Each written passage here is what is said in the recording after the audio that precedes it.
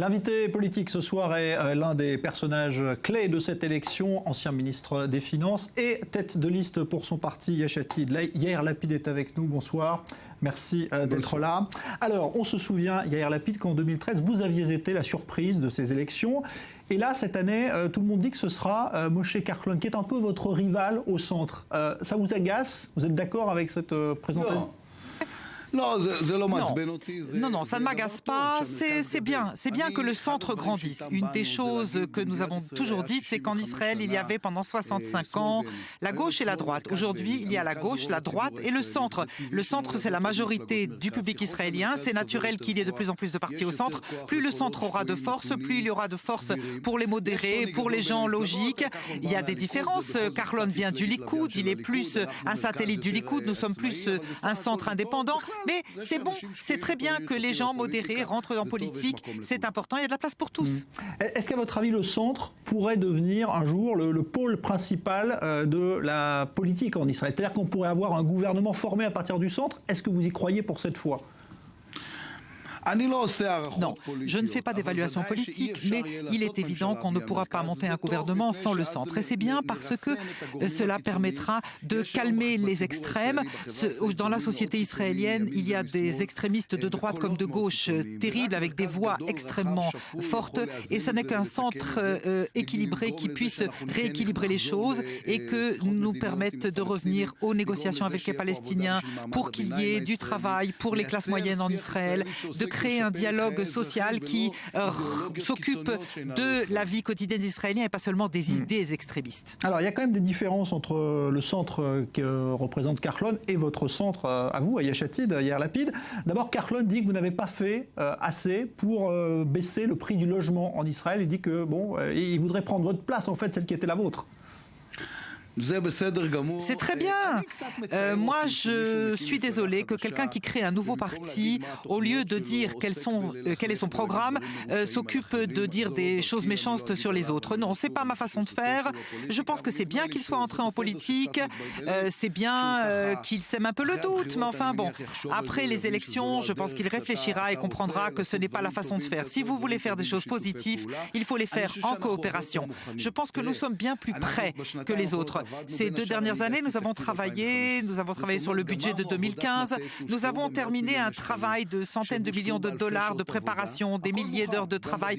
Tout est prêt pour le logement, pour le coût de la vie, pour les budgets de santé, des affaires sociales, des éducations, tout ce qui est important pour qu'il y ait des classes moins surpeuplées et jusqu'à un accord de paix. Tout est prêt à être appliqué. Et ce que nous disons, ce n'est pas de la théorie, c'est un vrai programme d'action pour Israël.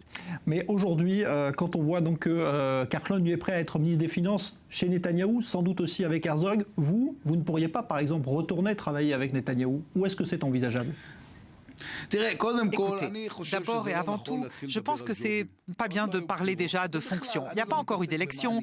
Je ne m'occupe pas de ce que je serai, de quelle fonction j'aurai. Non, je sais ce que je veux faire et comment je veux travailler pour les citoyens d'Israël. Ça me semble tout beaucoup plus respectable en respectant la démocratie. Et puis, c'est une conception du monde plus juste. D'abord, de faire ce qu'il faut pour les autres et de ne pas vous occuper de votre propre boulot. C'est plus juste de le faire comme ça. Il est trop tôt pour commencer à répartir des portefeuilles et des coalitions. Tout ça, c'est du bruit d'avant 48 heures avant les élections. Tout le monde est sous pression, tout le monde dit des choses qu'il risque de regretter à la fin. Bref, je propose à tous mes collègues politiques de garder leur sang-froid. Je sais qu'on est tous épuisés, c'est la dernière ligne droite, mais il faut quand même, le lendemain des élections, il faudra continuer à travailler. Bon, vous avez une préférence quand même. Il y a bien un des deux que vous préférez et que vous trouvez plus sympathique, plus efficace, Herzog ou Bibi? Écoutez, la raison pour laquelle, et je l'ai dit à plusieurs reprises, je pense que Benjamin Netanyahou ne doit plus être Premier ministre en Israël la prochaine fois. Non pas parce qu'il vient de la droite, non pas parce qu'il est du Likoud. Moi, je viens d'une maison qui était de droite, mais c'est parce qu'il s'en moque. Il a été longtemps Premier ministre, il ne s'est pas occupé du logement, il ne s'est pas occupé du coût de la vie. Et je le connais, j'ai travaillé avec lui. Il ne se préoccupe pas assez du quotidien des Israéliens pour faire quelque chose qui est nécessaire. Et je pense que nos plus grands opposants avoue que nous avons de bonnes intentions et que nous nous occupons des citoyens israéliens. Et je pense que les dirigeants d'Israël doivent s'occuper du public. Et donc, il ne doit pas être le prochain Premier ministre et je pense qu'il ne le sera pas. Mais je ne parlerai pas maintenant d'expliquer pour qui nous sommes, qui nous soutenons. Nous ne sommes le satellite de personne, nous n'accompagnons personne. Le centre israélien, la majorité du public israélien a sa position à tenir.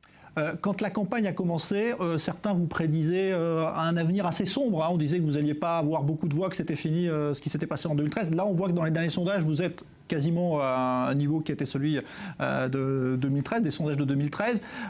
C'est dû à quoi, à votre avis? C'est parce que vous êtes resté sur ces thèmes de campagne qui sont justement ceux du quotidien, de l'économie, du social, qui intéressent les Israéliens? Non. Je pense que c'est parce que ça a été très différent comme campagne que celle de 2013. D'abord, nous avons dit aux gens et rappelé aux gens ce que nous avons fait ces derniers 1 an et 8 mois quand j'étais ministre des Finances. On a travaillé tellement dur qu'on n'a pas pris le temps d'expliquer ce que nous faisions. Quand on a commencé à leur rappeler, nous avons parlé après 67 ans de l'égalité devant le service militaire. On a fait travailler les jeunes orthodoxes qui vivaient au crochet de la société. Nous avons réduit le gouvernement à 18 ministres. Nous avons annulé les ministres sans portefeuille. Nous avons le programme national pour aider les rescapés de l'Holocauste et encore, la liste est longue. Et nous avons rappelé au public ce que nous avons fait pour lui et lui avons demandé de réfléchir de ce que nous avons fait sur 1 an et 8 mois, qu'est-ce que nous réussirions à faire en 4 ans. Et les gens se sont dit, oui, c'est vrai, ils ont travaillé dur pour nous, il faut leur donner encore une chance de le faire. Si jamais vous n'étiez pas dans le prochain gouvernement, on a déjà vu que certaines de vos lois phares, et vous parliez à l'instant de celle justement des juifs orthodoxes qui font l'armée, ce qu'ils ne faisaient pas avant, pourraient disparaître parce que les partis orthodoxes ont déjà dit qu'ils demanderaient le retrait de ces lois. Ça, comment est-ce qu'on peut empêcher ça? Pour vous, est-ce que ce serait terrible de revenir sur ces avancées? Ce sera une catastrophe, pas pour moi, mais pour l'État d'Israël. Et je suis très inquiet parce que tant Netanyahou que Herzog, tous deux promettent déjà aux orthodoxes qu'ils vont annuler cette égalité devant le service militaire, qu'ils vont renoncer à un petit gouvernement et qu'ils vont renoncer à l'imposition de l'étude de l'anglais et des mathématiques dans les écoles orthodoxes. Ils vont ramener les orthodoxes à vivre sur le compte du reste du public. Comment l'éviter? Il y a une seule façon de le faire. Il faut que Yesh Atid soit un grand parti fort pour que toute coalition qui se mette en place préserve aussi tous ces acquis qui ont été ceux de notre parti. Quand vous voyez aujourd'hui Netanyahou se mettre en marche, comme ça, à quelques jours seulement de la campagne, comment vous expliquez qu'il ait refusé finalement de débattre pendant si longtemps et qu'il se réveille seulement maintenant? C'est une faute politique pour vous? Écoutez, je pense que toutes ces élections sont une faute politique. Jusqu'aujourd'hui, personne ne comprend pourquoi il nous a emmenés vers des élections qui a coûté 2 milliards de shekels, qui a jeté le public israélien dans une spirale de colère et qui est complètement inutile. Alors, en réalité, c'est superflu. Tout son comportement, tout son travail est totalement coupé du public israélien et de ses besoins, de ce qui intéresse véritablement le citoyen israélien, et c'est encore une expression de cela. Il ne comprend pas. Alors, il y aura peut-être donc une coalition, mais c'est même pas sûr, une majorité fiable après les élections de mardi. Vous pensez qu'il faudra revoter encore très vite, ou est-ce qu'on peut, à votre avis, avoir un gouvernement qui dure enfin un peu plus que 2 ans? Écoutez, nous avons proposé une proposition de loi pour que le gouvernement puisse travailler pendant 4 ans, quoi qu'il arrive. Et c'est ce qui est le cas dans beaucoup de pays. Il n'y a qu'en Israël et en Autriche que le Parlement peut démissionner. En Norvège, il y a un régime stable alors qu'il y a une cohabitation. Et ça devrait être le cas aussi en Israël pour pouvoir mener des programmes à bien, des travaux à bien et ne pas constamment attendre les élections de lendemain.